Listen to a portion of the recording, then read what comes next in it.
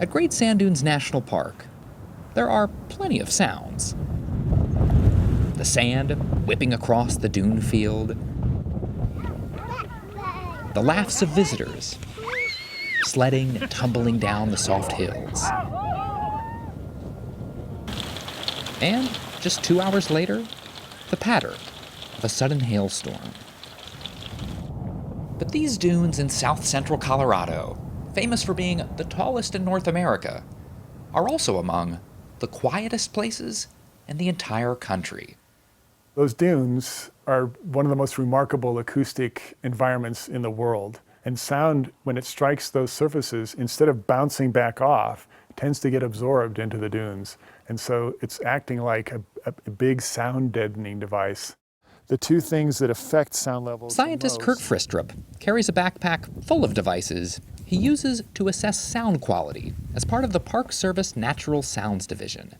You see that scrolling screen there, and you can see... For 30 days, the equipment will sit out in nature and just listen, tracking wind speed and traffic patterns and whatever else might stumble by.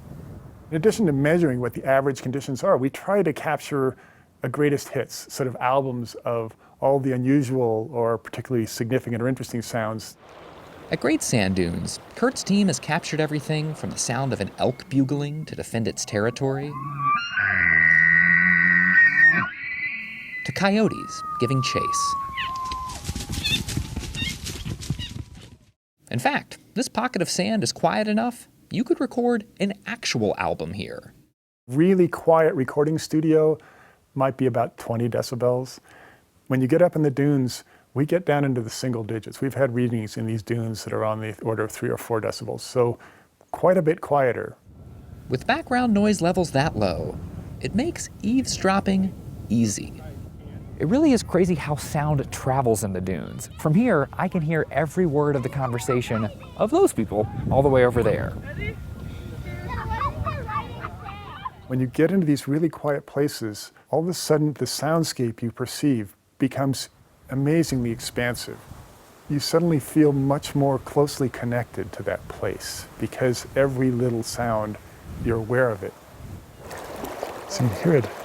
That connection to the sound of a place is crucial, even if it often goes unappreciated. Almost every visitor to a national park carries a camera and goes home with an image of the park.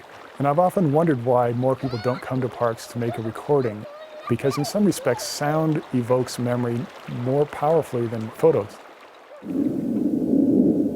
The sound of silence is a natural resource that's quickly diminishing. Scientists like Kurt are determined to make sure we still preserve it for future generations. Your hearing is about 10,000 times more sensitive than it needs to be to hear me talk to you. Why is that? Because our ears were designed to listen to all the subtle sounds out here that alert us to possible danger, to possible opportunity.